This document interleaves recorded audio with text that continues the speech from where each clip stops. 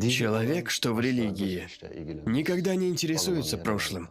Он не возится с травмами, ранами, что имеются. В Коране и в хадисах написано это. Он ищет в людях хорошее, направляет. Согласно одной точке зрения, именно травмы делают человека уникальным. Правда. Мы признаем травмы.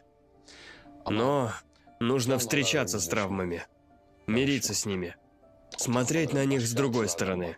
То, что Хазрият Муса рос во дворце, или то, что Хазрият Юсуф был брошен братьями в колодец, думаешь, это не повлияло на становление характера? Даже если повлияло, религия это не важно. Так же, как и Мусе и Юсуфу. Из-за этих травм они смогли стать ближе к Аллаху. То есть это позволило им действовать.